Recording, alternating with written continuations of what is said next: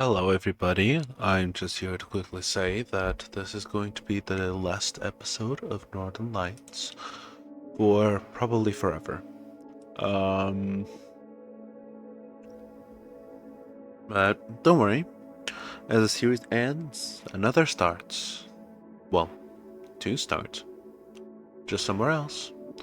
You can go over to Pinga's channel to hear me read Promises to Keep, which is quickly becoming my hyperfixation. Please don't save me. And you can go over to Frost's channel, where we'll be reading over 1000 Acts of Decency. The video's not up yet. It'll be up today, just later in the day. So just keep your eyes peeled for that. But yeah. Hope you enjoyed this last note that we leave Northern Lights at. Hello, everybody, and welcome back to Northern Lights. I'm your host, Will, and this is Pikamain. The very stressed one. Yes. Last episode. Right. Dumbass fucker. And Devin. This episode, I hope that it's not Leonard. Because if it is Leonard, no. Alright, let's go. Let's rumble. Yippee! After my first day of classes, I clocked back in for a relatively busy night shift at the video den. Now that college had started in earnest, all the students were back in town, both freshmen and returnees popping into the store to obtain or renew their memberships. Our promotional snack offer seemed to be working a charm. No sooner there was a lull in customers around 9 than I had my head buried in my algebra textbook, comparing the info on the pages to my notes taken that day. A paw came to rest gently on my shoulder, which jolted me out of my studies, looking back to see Vincent chuckling and giving a soft squeeze. Hey, bro. Got some good news for ya.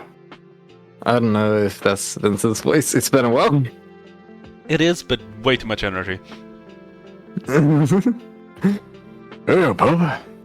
Got some good news for ya. Fantastic. Perfect. Had a chat with my go-to gardening center in the city. Most of what you required, they're going to order sprout of, and seeds for the rest. Mousu. I saw the mouse. No, you didn't.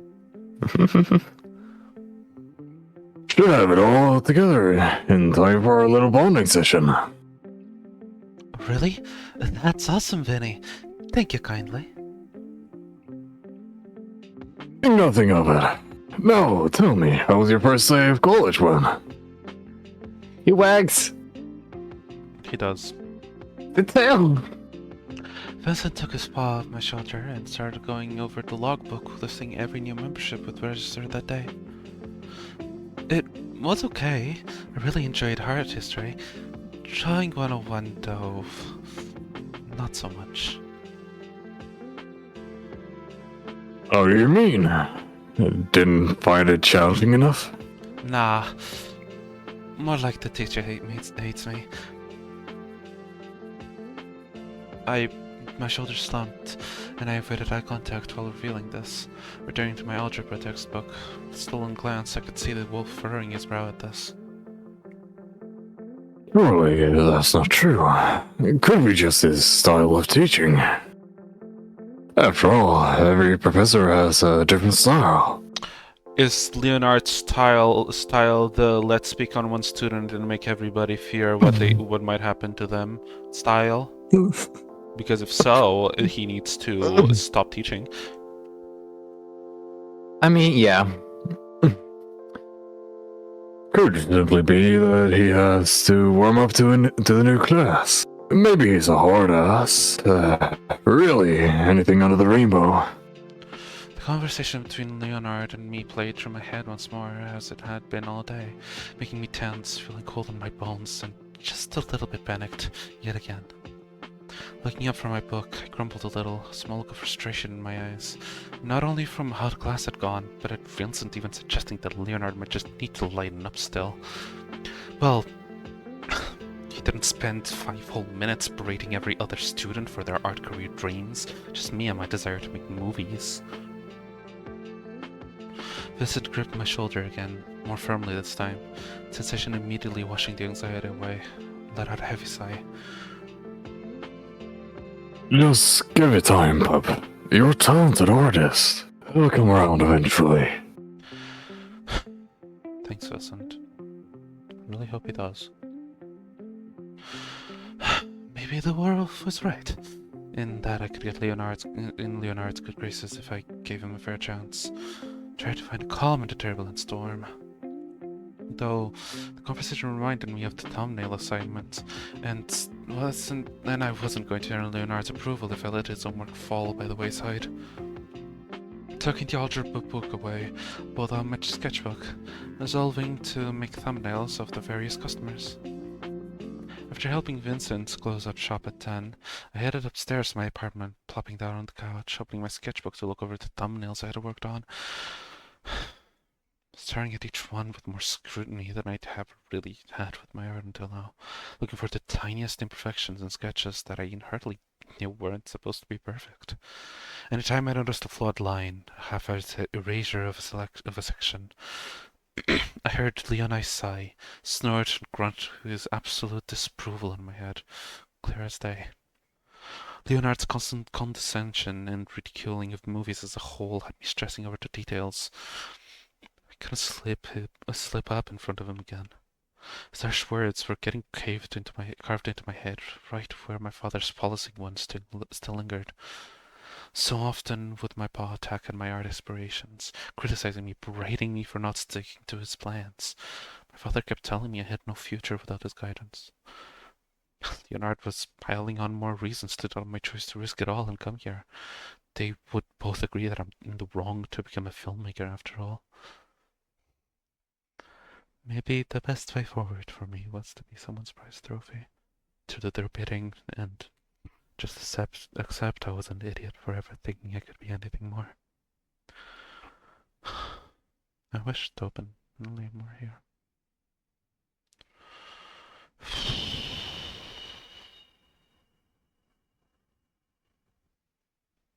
What? Oh, right, yes, hello. Ah. I don't know how to clear my head after today. I can't stop thinking about art class. Why did I have to go and piss Leonard off?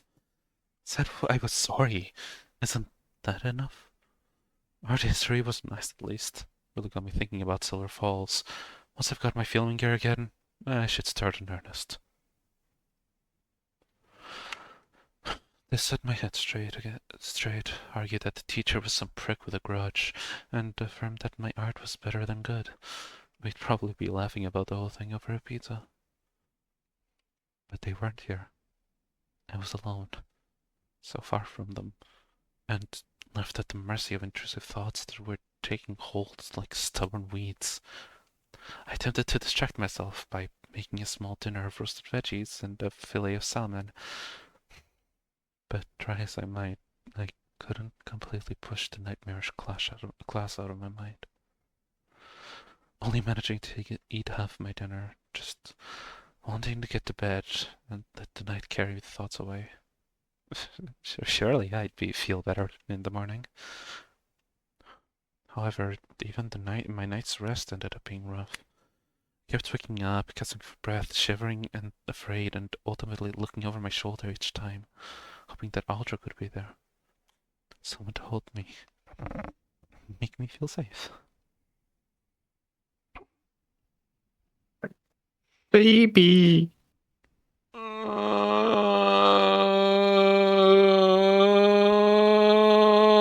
we have to deal with these pieces of shit again. No, it's only been recording for 8 minutes. I can't end the episode here. We can take a break if you'd like. No. Okay. My second day of classes went rather smoothly. Thankfully not getting lost this time, yet the one class I truly dreaded had come to call. The other students had already gathered around the easels, showing off their thumbnail work they had completed so far. I joined in with my bundle of 15 I'd made the day prior, biting my tongue about imperfections I kept noticing in them. Eventually, the elk with a grudge, Leonard, strode in, dressed in a red robe, carrying a few supplies under one arm. Good afternoon. I know most of you are probably excited for your little party tonight, but I expect your full attention during today's lesson. The elk started to circle our group, taking a moment to inspect each student's thumbnail assignment, passing out mostly B's and some A's.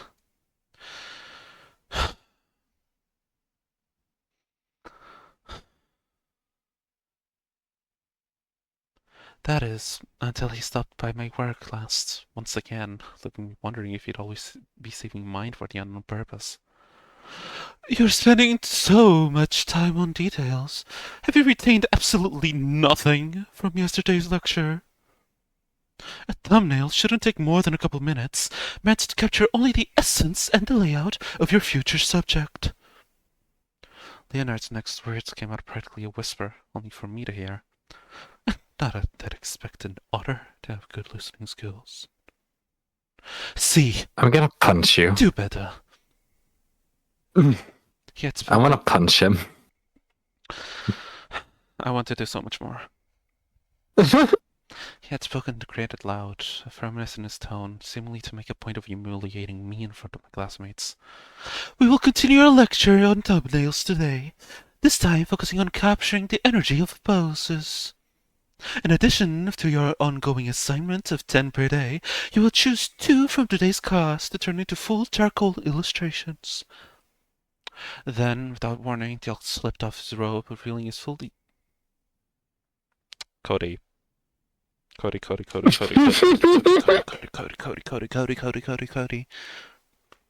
Right now, it is not time to be a lonely, horny motherfucker, okay?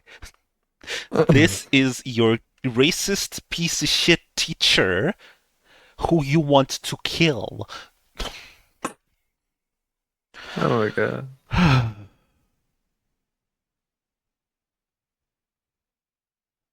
I know that having models in art class is normal, I think. I mean, we didn't exactly have that, but then again, it was basically high school level. Yeah, where, no, this is college. Yeah, this is college. I think I might have it in the future. I have no idea. Mentally prepare yourself for that. I mean, I've done nude art before. They're not any good. Alright, I'll mentally prepare myself for that if I ever do it. Damn, wow, look at you already mentally prepared. Ooh, ah. Ugh, I'd have an aneurysm on the spot, I swear to God. Stepping onto a pedestal surrounded by the easels, Leonard took on the classic pose of Michelangelo's David. It's not muted. I'll put this on just in case. I'm cutting that out, yes. Sight of his naked figure left me completely rattled. My eyes even Cinco wondered. sultisão sai do soleil. Why, Cody? It's at times like these that I remember that you and I are not the same. Sight of his naked figure left me completely rattled, my eyes even wandering southward for a moment, taking in the true extent of his nudity. The elk had a slim physique, immaculately groomed fur, and absolutely no shame. It left me feeling sick to my stomach. The first man I saw in the buff, and it had to be that dick of an elk. It wasn't exactly my ideal first experience, now that I was starting to be honest with myself about being gay. After After all, I had always gone out of my way to avoid locker room in high school, changing in a bathroom stall for gym class, terrified of what I would get caught, that I would get caught oogling my stripped bare classmates.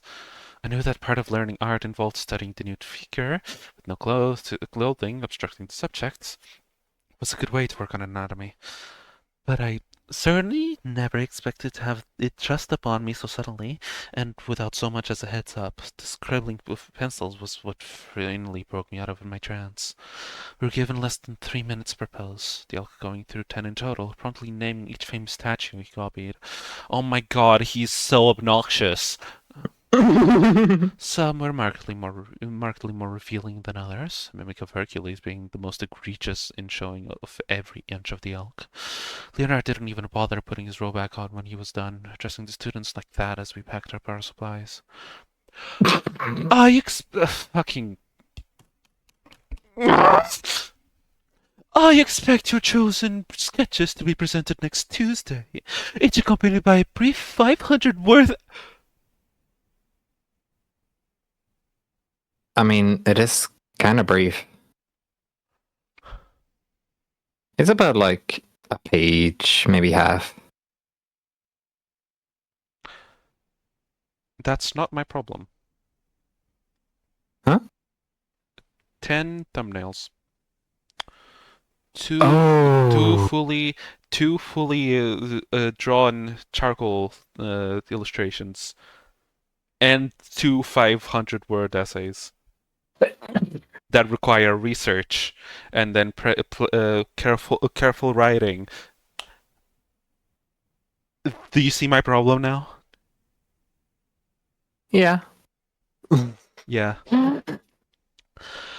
I expect your chosen sketches to be presented next Tuesday, each accompanied by a brief 500-word essay on the history of the corresponding sculpture.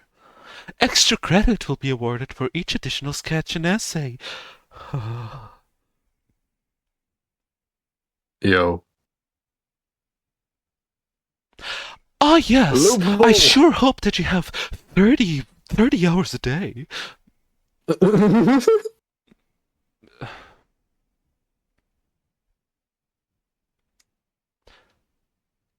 Oh my god. Ah.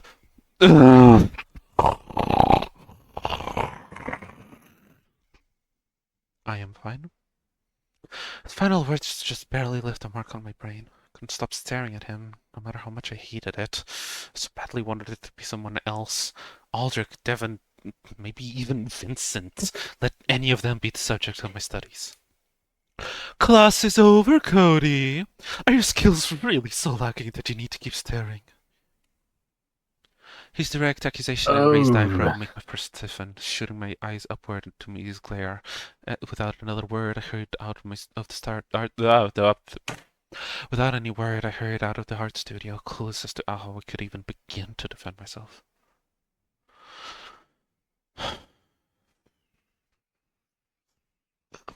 I don't want to end it there, so we're continuing. To say that I was glad the day was over would be an understatement. I spent the next 2 hours in the library researching sculptures, passing the time until the party would start. I showed up a bit early to meet Aldrich and Devon, so I took the opportunity to work on yet more thumbnails as I waited for them, leaning against the building.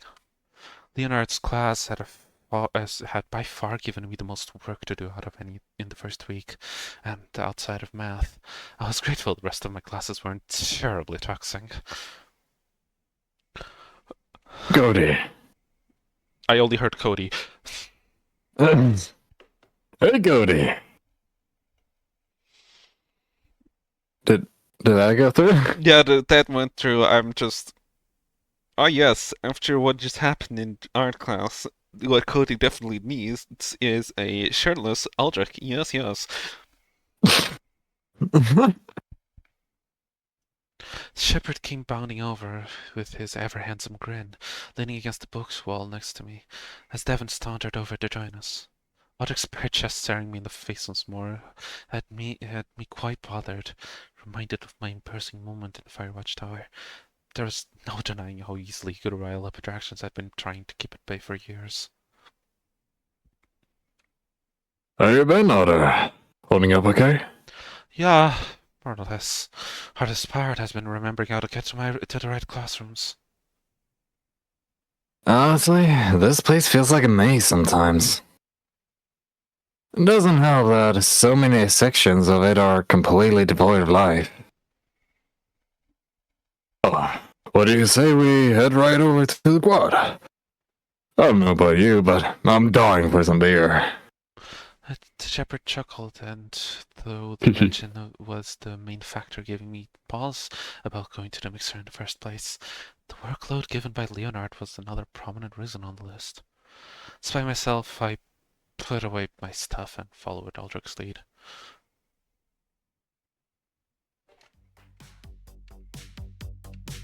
When we arrived, the quad had been completely transformed, resembling a hastily assembled festival.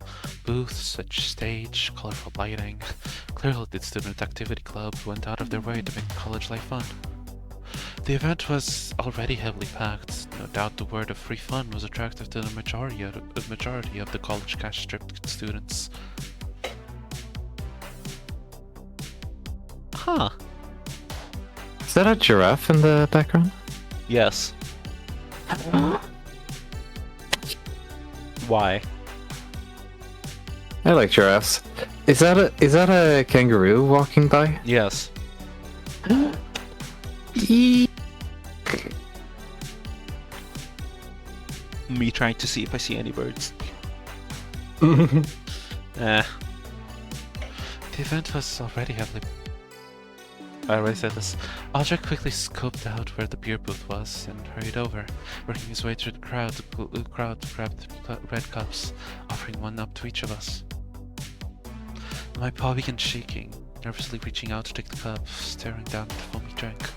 Aldrich, on the other hand, showed no hesitation to throw back the entire cup like he was dehydrated from a week in the desert. Isn't it, like, illegal to drink underage? You're already 18, you're already overage. The US is just weird.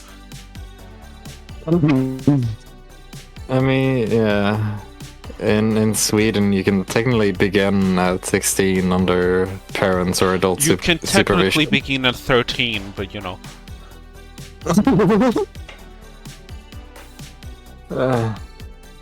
It's not like Yeah. most Portuguese people Although- don't do that. Although, you can drink without supervision when you reach 18, but you have to be, I think, 20 in order to actually buy the stuff. Okay. So you can drink it before, but you cannot buy any. Okay, so if you're at the bar, you can't get any? Yeah, basically, I think you can be 18 and drink at a bar because Oh, then it's the just not bartender. take any home. Okay. Yeah. Okay, Basically, don't buy like in the store. Don't buy liquor 10 at the liquor bottles store. of wine. Exactly. Devin's ears perked at my question, giving me a funny look as he took a bit more time with his drink, nursing it down in small sips. Yeah, but so what? When that law passed, word got around the sheriff wasn't even gonna enforce it. So it's whatever, man. Looking down at the cup, I wondered if I should just get over myself and take a drink, or just keep holding it awkwardly for a bit until I found a chance to dump it on the grass without the shepherd noticing. Drink. It's gotta taste like shit, but drink. Okay, so if it was me, I wouldn't drink, but you know, Cody has like deep-rooted issues about this, so it's not going to really be the same. The only reason I wouldn't drink is I don't like alcohol. I would probably try it, and then give the rest to Aldrich. Yep, true. Holding the red cup close to my face, I give it a sniff, whiskers twitching at its weak, earthen smell. Hesitating for a few seconds, I could practically hear my father's voice booming in my head, and the snap of its belts. But he's not here anymore. Aldrich is. Relenting, I took a sip, immediately gagging a bit. I had to choke back the bitter and inadequate booze, lest it come running out the sides of my muzzle. The taste was foul, but if everyone else seemed to be enjoying it, maybe it was something I could grow to like. Oh. Don't worry about it. Everyone reacts that way to their first time. Devon must have got I certainly did. Devon must have caught my reaction like a hawk spotting a fish in the river. His head was bouncing a little as he started to get into the beat of the music. I forced myself to chug down the remainder of the cup of beer, wanting to get rid of the taste as quickly as possible. I followed Aldrich to the main hub of activity, stopping by the beer booth for a refill. I chugged this one down as fast as I could, while watching a crowd of students dancing practically hip to hip. Speaking of hips, the shepherds were already wagging back and forth under the music's influence. By the time we neared the edge of the dance, my head already felt a little fuzzy, warmth sitting in my cheeks. Oh, bestie, you took 2 beers. The beer. And what doesn't help is that he might be lightweight, especially if it's his He's a first scrawny ass as well. Yeah. So yeah, like, okay, so never leave Cody unsupervised around beer. By the time we neared the edge of the dance, my head already felt a little fuzzy, a warmth setting in my cheeks. The beer might have been cheap, but it certainly seemed to be hitting me just fine. Oh, Cody, let's dance. Aldrich grabbed my 3-ball, and I let the empty cup drop to the ground, letting me through the sea of students. He bumped into figures that knew how to dance, others that clearly couldn't, but weren't discouraged from trying. Only letting my paw go when we were deep into the crowd, he started moving to the beat, somewhat erratically, bobbing his head to the music. I had only classically danced before, the waltz, ballroom styles with slower, precise steps and expectations. But there seemed to be no rules here, or maybe just one. Move and have fun. Awkwardly stepping back and forth, side to side, I began letting the night-disrupting music fill me, the gentle buzz carrying me far away from restraint. Before I knew it, I was hopping about, not even caring whether my movements looked good. It was simply fun to be dancing. I occasionally giggled with delight whenever the shepherd and I bumped hips. Then, the energy of the music changed, becoming slower, more intimate. The lights transitioning from bright yellows and blues to soft pinks and reds. These new hues bathed the partiers and invited them onto an entirely different experience. Okay. I have something to pick with this. Yeah? It shouldn't be reds. It should be purples. Does that make sense? I don't know. I know Maybe color theory and pink. all, and you know, red is usually hard question mark. But like, I feel like for me, pink is more. no. love, I agree with the lovey-dovey. pink. I agree with the pink. But if there's a second color, it should be a purple. I mean, pink and red it goes pretty well together, and it's Pink and also purple also go usually. well. That's true, but it's not as common. If you look at Valentine's card or whatever, it's usually pink and red. Yeah. I know that it's not common, but still, in my opinion, purple goes better. Like, I know, yeah. I think the reason why it's red so much is because red is the color of a heart. So, you know. Woohoo. Yeah. Woohoo. Paint all hearts purple. No joking. I'm just vibing. Hello.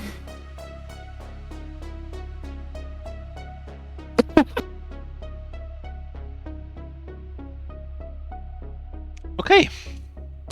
The whole crowd of students followed suit, and the shepherd didn't even hesitate. Before I knew it, his hands were on my hips, his body pressed up against my backside. Aldrich's low growling was inaudible through the music, but I could feel it on my back, the rumbling of his chest. Shepherd body I shouldn't have done that. Never mind. I take it back. I'm gonna bass boost that. No! It wasn't even a good one. Then do another one, bitch. Do it. You don't have to, I'm just joking. Hold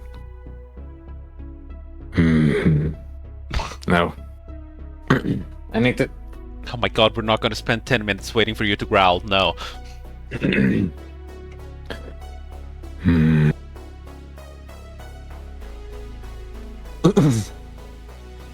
I'm gonna see which one I like the most and just put that one in, Lamau. Yo. Yo. Hmm. Anyway.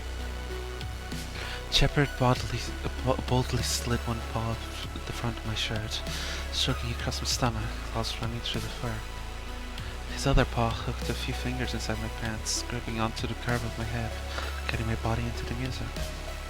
We were moving together, getting lost in fluid and sensual movements, his paw still pressing my stomach, the other tenderly squeezing claws onto my hip with every sway, every bump. His paws glided with tenderness over my curls, gasping as he moved a paw back, struck the base of my tail, let out a squeak of delight. I couldn't think of anything other than I'd stared at this intimate form of expression that didn't last forever. Oh my god, they're so cute! Baby.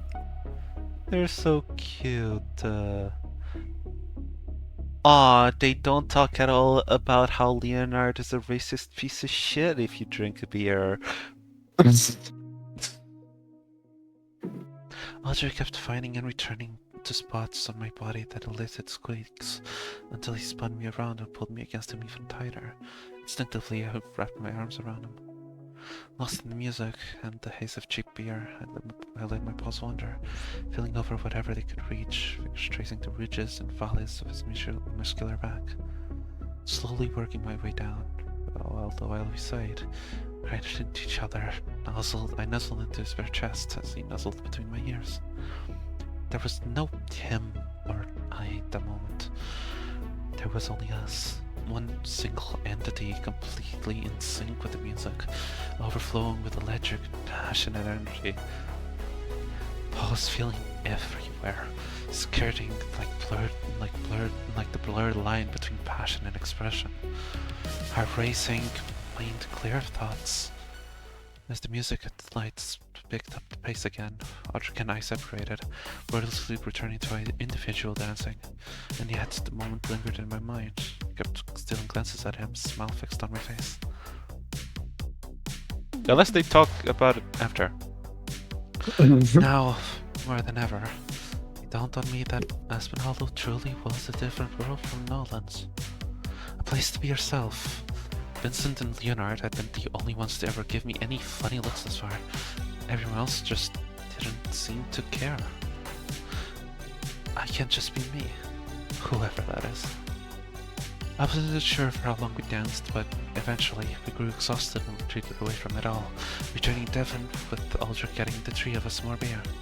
It tasted far less bitter now, almost pleasant. I treated myself to a long sip before we all grabbed the seats, leaning up against the tree.